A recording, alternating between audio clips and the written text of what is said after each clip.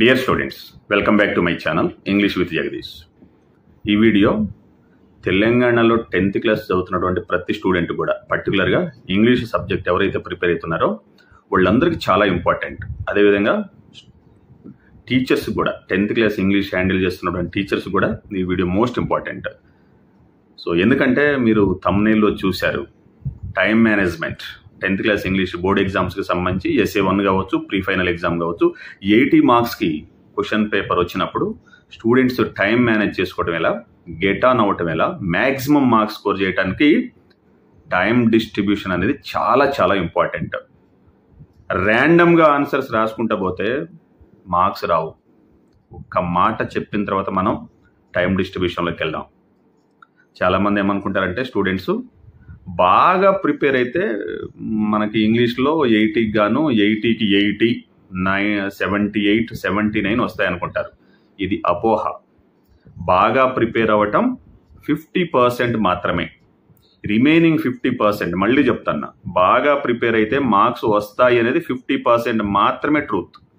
Remaining 50% అన్నది ఒక most important point ఒకటి చెప్తాను ఇక్కడ మీకు. పేపర్ ప్రజెంటేషన్, ఎగ్జామినర్ని ఎవరు బాగా ఇంప్రెస్ చేస్తారు, బాగా చదవటమే కాదు, బాగా ఎవరు ఇంప్రెస్ చేస్తారు, బాగా ప్రజెంట్ చేస్తారు ఒకటైతే, రెండవది మోస్ట్ ఇంపార్టెంట్ థింగ్, నాకు తెలిసినటువంటి స్టూడెంట్స్, ఎందరో స్టూడెంట్స్ గురించి నేను చెప్తా ఉన్నాను ఇక్కడ. టీచర్స్ కూడా మా బ్రైట్ స్టూడెంట్స్ మార్క్స్ తెచ్చుకోలేదు అంటూ ఉంటారు. ఎందుకంటే ఆ స్టూడెంట్స్ బాగా ప్రిపేర్ అవుతారు, రాసేది కూడా బ్యూటిఫుల్గా రాస్తారు, ఏమాత్రం అనుమానం లేదు. కానీ టైం మేనేజ్మెంట్ అనేది ఉండదు. 3 hours 15 minutes క్వశ్చన్ పేపర్కి టైం ఇస్తే స్టూడెంట్స్ డైరెక్ట్గా ఇలా రాసుకుంటూ వెళ్తూ ఉంటారు. కొన్ని మాత్రమే రాయగలుగుతారు. చాలా మోస్ట్ ఇంపార్టెంట్ టాపిక్స్ వచ్చేసి వాళ్ళు వదిలేస్తారు, లేదా టైం అయిపోతుందని రాయవలసినటువంటి సైజు ఏదైతే ఉంటుందో ఆ విధంగా రాయలేరు, మార్క్స్ కోల్పోతారు. చివరికి వచ్చేసరికి టైం తక్కువ అవుతుందని ఏదో ఒకటి స్క్రిబుల్ చేస్తారు, రాసేస్తారు ఇలా ఇలా ఇలా స్పీడ్గా. నువ్వు ఎంత స్టార్టింగ్లో ఎంత సూపర్ బిగినింగ్ ఇచ్చావో ఎండింగ్లోకి వచ్చేసరికి ఆ బిగినింగ్ మొత్తం తేలిపోతుంది, మార్క్స్ రావు. ఎక్స్పీరియన్స్ తోటి చెప్తున్న మాటలు ఇవి. మీరు ఉత్తగా తీసుకొని ఎగ్జామ్కి వెళ్దాము, రిజల్ట్ తెద్దాము, ఇంగ్లీష్లో 78 తెస్తా, 80కి 79 తెస్తా, 80కి 80 తెస్తా, నో, సాధ్యం అవ్వదు. సో నేను ఇక్కడ మీకు super time distribution, time management ఇస్తున్నాను. ఫస్ట్ చెప్పేది ఏంటంటే అందరూ కూడా నీట్గా ప్రజెంట్ చేయండి. క్వశ్చన్ ఆన్సర్స్ అన్నీ సాధ్యమైన మేరకు సీరియల్లో రాయండి. ఇది టైం డిస్ట్రిబ్యూషన్కి సంబంధించింది కాదు, జనరల్ ఐడియా ఇస్తా ఉన్నా మీకు ఇక్కడ.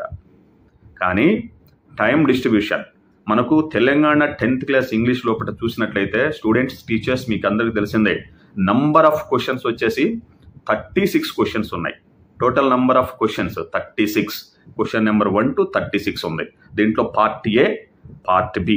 Part A is for 60 marks, part B is for 20 marks. మీకు అందరికీ తెలిసిందే. అయితే క్వశ్చన్ పేపర్ మనకు ఎగ్జామ్ హాల్లోకి SA1 అయినా ప్రీ ఫైనల్ అయినా మీరు ఎన్నిసార్లు 80 మార్క్స్ పేపర్ పెట్టుకున్నా పబ్లిక్ ఎగ్జామ్స్లో కూడా 3 hours 15 minutes టైం ఇవ్వవలసిందే. 3 hours 15 minutes అంటే 15 minutes is exclusively for reading the question paper.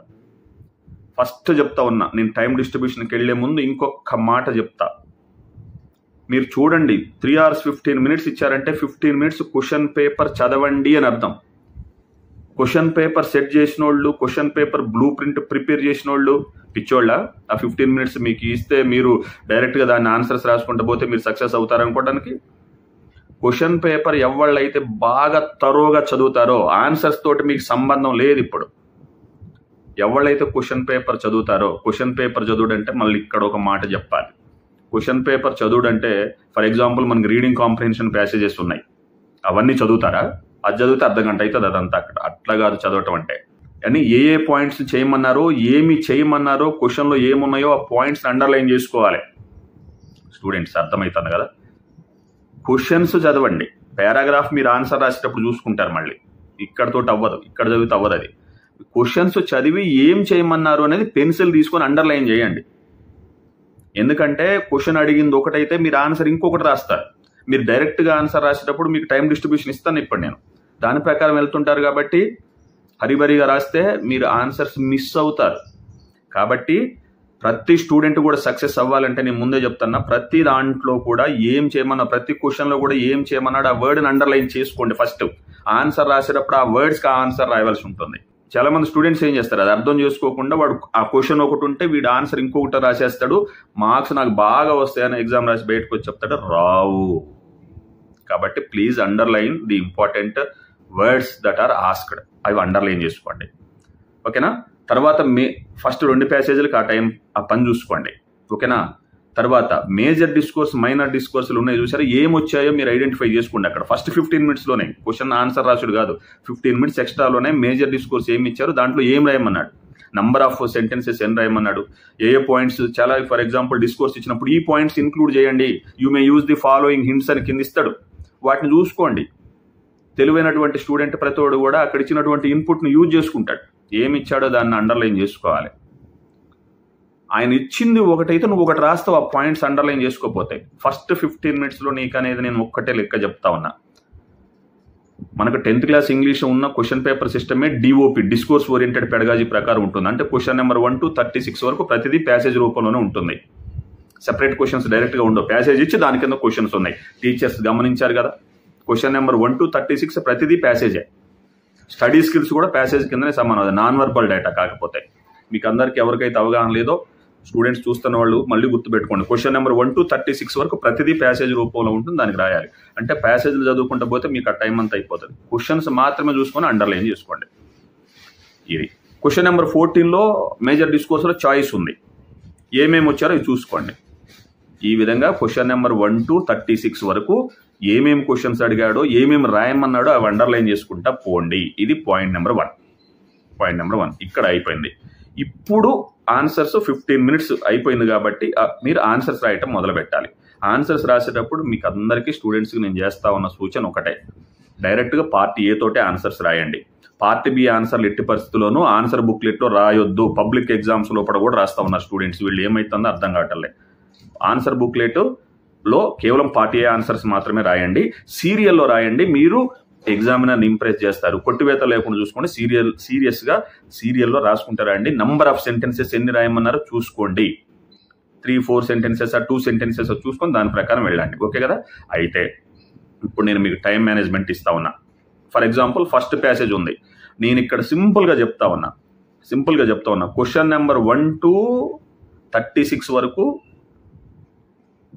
దేనికి ఎంత టైం తీసుకోవాలో. 1 నిమిషం అటు ఇటు కావచ్చు, నేను కరెక్ట్గా 20 అన్నాను కాబట్టి 19 తీసుకోవచ్చా, 22 తీసుకోవచ్చా, 1 నిమిషం అటు ఇటు అవుతుంది. దాని గురించి పెద్ద ఇష్యూ లేదు. చాలా important. First passage, second passage, మన క్వశ్చన్ పేపర్ ఓపెన్ అవ్వగానే మీరు ఆల్రెడీ ఏమేమి చేయమన్నాడు, ఏ క్వశ్చన్స్ రాయమన్నాడు, ఎలా చేయమన్నాడు అని అండర్లైన్ చేసుకున్నారు. No issue. మీరు ఆన్సర్స్ రాసేటప్పుడు చాలా మంది స్టూడెంట్స్కి ఇంకోటి కూడా చెప్తా, క్వశ్చన్స్ మళ్ళీ రాయాల్సిన పర్లేదు బాబు, మీరు క్వశ్చన్ నెంబర్ వేసి ఆన్సర్ రాస్తే చాలు. క్వశ్చన్ ఎగ్జామినర్ దగ్గర ఉంటుంది, వాల్యుయేషన్ చేసే ఆయన దగ్గర క్వశ్చన్ ఉంటుంది, నువ్వు టైం వేస్ట్ చేసుకోక అక్కడ. కొందరైతే ప్యాసేజ్ చూసి ఎక్కిస్తున్నారు, ఇదేం దరిద్రం తెలుస్తలే మనకి.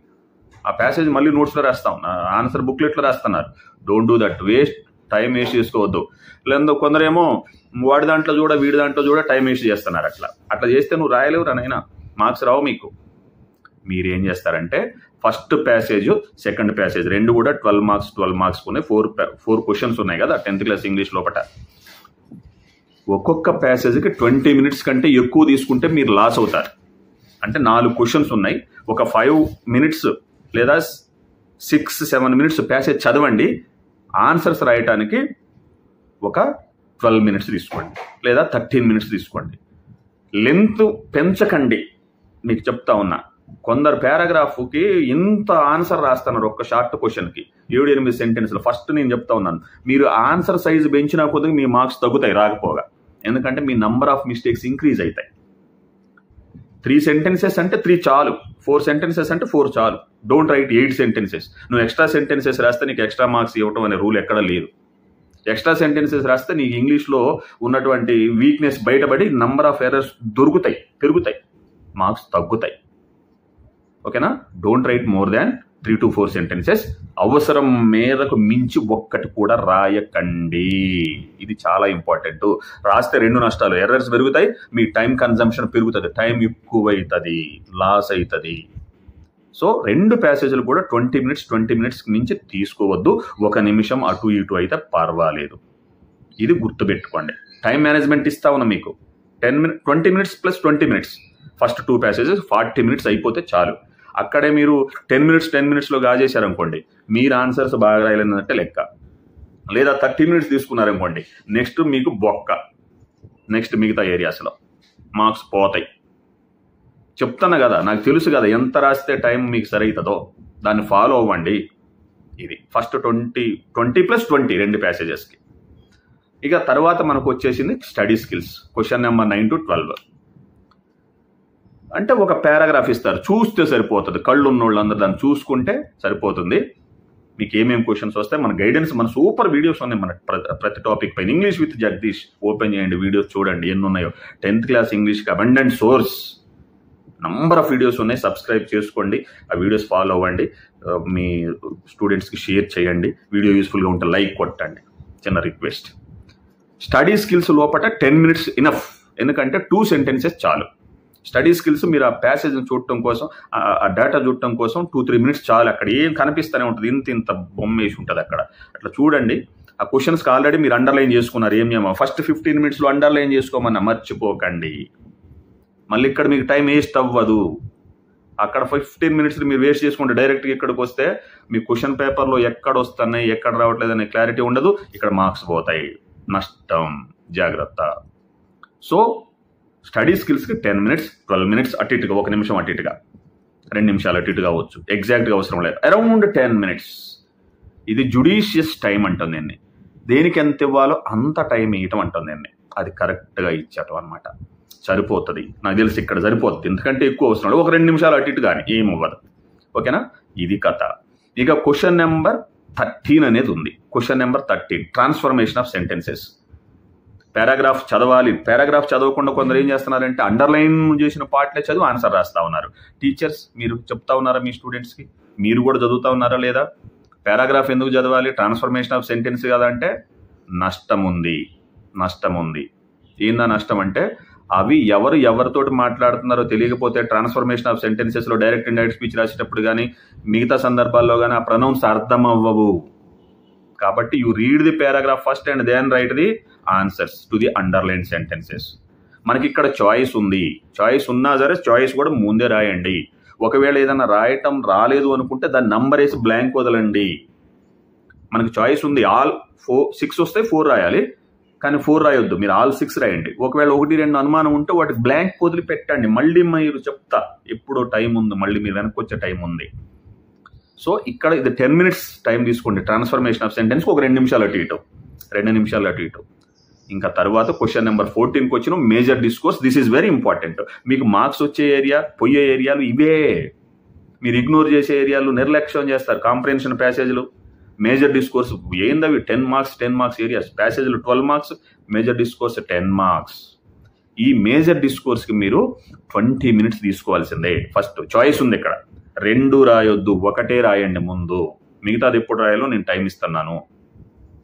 ఫస్ట్ మీకు చాయిస్ ఉంది కాబట్టి మీకు వచ్చినటువంటి మేజర్ డిస్కోర్స్ని 2 పేజీల్లో తగ్గకుండా రాయండి. 150 to 200 వర్డ్స్ రాయండి. దీని size not more than 20 minutes. 10 minutes తీసుకుంటే అది పోర్ మేజర్ డిస్కోర్స్ అవుతుంది. అర్ధ గంట తీసుకున్నాం అనుకోండి, నీకు నెక్స్ట్ టైం తినేస్తుంది. ఇది మీకు నష్టం జరుగుతుంది. 20 మినిట్స్, 1 నిమిషం 2 నిమిషాలు అటు ఇటు కావచ్చు. మైనర్ డిస్కోర్స్కి వస్తే 10 మినిట్స్ ఈచ్, రెండింటికి కూడా.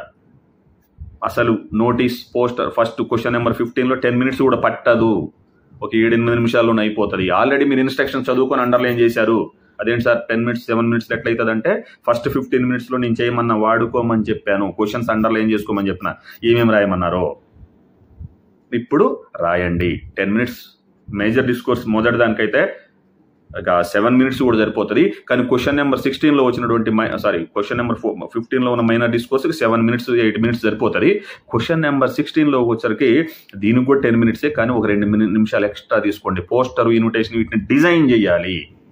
డిజైన్ చేయటం అంటే రాయటం కాదు కాబట్టి కొంచెం కలర్స్ కనుక యూజ్ చేసుకోవడానికి పోస్టర్కి, ఇన్విటేషన్కి కొంచెం టైం తీసుకోవచ్చు. కొందరు స్టూడెంట్స్ ఏం చేస్తున్నారంటే పోస్టర్ వచ్చింది కదా అని కలర్ పెన్స్ పెట్టుకొని మంచి మార్కర్స్ అవి పెట్టుకొని అర్ధగంట తీస్తున్నారు. ఇచ్చేది 5 మార్కులకి అర్ధగంట తీస్తారు. ఎవడన్నా తలకాయ ఉన్నాడు? చెయ్యకూడదు ఆ పని. Not more than 10 minutes or 12 minutes. ఎందుకంటే మైనర్ డిస్కోర్స్ 15లో మీరు సేవ్ చేసుకున్న టైం ఇక్కడ వాడుకోవచ్చు. రెండింటికి 10-10 అని గుర్తుపెట్టుకోండి. సో టోటల్గా ఇప్పుడు పార్ట్ ఏ అయిపోయింది. క్వశ్చన్ నెంబర్ 16 తోటి పార్ట్ ఏ అయిపోయింది. మీరు లెక్కేసినట్లయితే నేను ఇచ్చినటువంటి టైం 20 + 20 అంటే 2 మేజర్ ప్యాసేజ్లకి 20 + 20, తర్వాత 10 ఏది స్టడీ స్కిల్స్కి, తర్వాత ట్రాన్స్ఫర్మేషన్ ఆఫ్ సెంటెన్సెస్కి 10 minutes, తర్వాత మేజర్ డిస్కోర్స్కి 20 minutes, మైనర్ డిస్కోర్స్ 15కి 10 minutes, మైనర్ డిస్కోర్స్ 16కి 10 minutes. Total altogether it is 100 minutes అవుతుంది. 100 minutes అంటే సుమారుగా 1 hour 40 minutes. 1 hour 40 minutes ఇంత టైం మీరు తీసుకోవాలి. ఒక 5 నిమిషాలు అటు ఇటు అవ్వచ్చు. టోటల్గా మీకు ఇచ్చినటువంటి టైం ఇది 1 hour 40 minutes పార్ట్ ఏ రాయటానికి మీరు తీసుకోవాలి. మొత్తం కూడా పార్ట్ బి వచ్చేసి 20 marksకి ఒక్కొక్క ఏరియా 5 marks ఉంది. ప్రతిదీ కూడా మీరు సుమారుగా 10 minutes తీసుకోవచ్చు. బట్ క్వశ్చన్ నెంబర్ 17 to 21 ఉన్నటువంటి అన్సీన్ పోయంకి 15 minutes తీసుకోవచ్చు మీరు. 15 minutes. అంతేగాని ఇక్కడ 5 minutes తీసుకుంటే మీకు పూర్తిగా లాస్ అవుతుంది. తప్పు ఆన్సర్లు వస్తాయి. 10 minutes తీసుకున్నా. ఎందుకంటే ఈ అన్సీన్ పోయం 2 to 3 times మీరు చదవాలి. కాబట్టి ఇక్కడ మీరు 15 minutes వరకు మీరు టైం తీసుకుంటారు. 2 నిమిషాలు ఎడిట్ అవ్వచ్చు. ఇంకా తర్వాత ఉన్నటువంటి ఎడిటింగ్ దీనికి మీకు టెక్స్ట్ బుక్ పారాగ్రాఫే ఇస్తారు. దీనికోసం మీరు 10 minutes తీసుకోవచ్చు. 27 to 31 వరకు ఉన్నటువంటి క్లోజ్ టెస్ట్కి 10 minutes. అదేవిధంగా ఫైనల్గా వచ్చినటువంటి last area elements of vocabulary 32 to 36 ఏదైతే ఉందో దీనికి కూడా 10 minutes. టోటల్గా 4 ఏరియాలకు కూడా 17 పార్ట్ బిలో ప్రతిదానికి 10 minutes అనుకుంటే 40 minutes అయింది. మనకు పోయంకి ఒక 5 minutes ఎక్స్ట్రా తీసుకున్నాం కాబట్టి 45 minutes. పార్ట్ ఏ వచ్చేసి మనకి 100 minutes పట్టింది. పార్ట్ బి వచ్చేసి 45 minutes. అంటే ఎంత అయింది టోటల్గా మీకు 145 minutes అయిపోయింది. 145 minutes అయిపోయింది. ఉన్నది ఎంత టైము 180 minutes టోటల్గా. అంటే మనకు 35 minutes మిగిలింది ఇంకా టైం. అంటే ఎగ్జామ్ ఆపేస్తారు ఇప్పుడు మీరు. ఇక్కడే మీరు నష్టం జరిగేది. 2.5 గంటల టైం అయిపోయింది. ఇక లాస్ట్ 30 minutesకి నేను చెప్పేటువంటి టైం 35 minutes మిగిలింది. దీన్ని ఏం చేయొచ్చు మీరు చాలా మంది చేసేది స్టూడెంట్స్ లాస్ అయ్యేది ఇక్కడే. మేజర్ డిస్కోర్స్లో 10 marks చాయిస్ ఉంటుంది. దీన్ని రాయకుండా వదిలేస్తారు. చాయిస్ రాయరు. వాళ్ళు ముందు రాసినటువంటి డిస్కోర్స్ ఏదైతే ఉందో అది రైట్ అనుకుంటారు. బాగా రాసిన అనుకుంటారు. 9 వస్తాయి అనుకుంటారు, 8 వస్తాయి అనుకుంటారు, 9.5 వస్తాయి అనుకుంటారు. నువ్వు అనుకుంటావు కానీ ఎగ్జామినర్ అనుకోడు. అది బాగా ఉండకపోవచ్చు. కాబట్టి ఆయన దానికి 7 marks 8 marks వేస్తాడు ఒక్కోసారి, లేదా 5 marks వేయవచ్చు. అందుకే నువ్వు చాయిస్ ఉన్నటువంటి మేజర్ డిస్కోర్స్ని ఈక్వల్గా తీసుకొని దాన్ని మళ్ళీ మీరు లాస్ట్ 15 minutesలో మిగిలింది 30 minutes సుమారుగా మిగిలింది కాబట్టి 15 minutes time you take for writing the extra discourse choice ఉంది కదా. తప్పనిసరిగా మీరు ఫస్ట్ మేజర్ డిస్కోర్స్ ఎంత సీరియస్గా రాశారో సెకండ్ మేజర్ డిస్కోర్స్ కూడా అంతే సీరియస్గా రాయాలి, లేకపోతే నష్టమవుతుంది. తప్పనిసరిగా 15 minutes you take for writing extra discourse. నేను టైం అట్లనే ఇచ్చిన దానికి. ఈ తీరు రాస్తే మీకు మార్క్స్ వస్తాయి. ఇంకా మీకు 15 minutes టైం ఉంది. ఈ 15 minutes టైం ఏం చేస్తారు, చాలామంది పేపర్ పక్కన పెట్టి అటు ఇటు చూస్తూ ఉంటారు. అట్లా చేసిన వాళ్ళకి కూడా మార్క్స్ రావు. మీరు రాసినటువంటి ప్రతి ఆన్సర్ మళ్ళీ చదువుకోవాలి. క్వశ్చన్ నెంబర్లు చూసుకోవాలి ఫస్ట్ అన్నిటికీ వేసినా లేదా అని. తర్వాత ప్రతి క్వశ్చన్లో మీరు నువ్వే కాదు నేను రాసినా పోతాయి.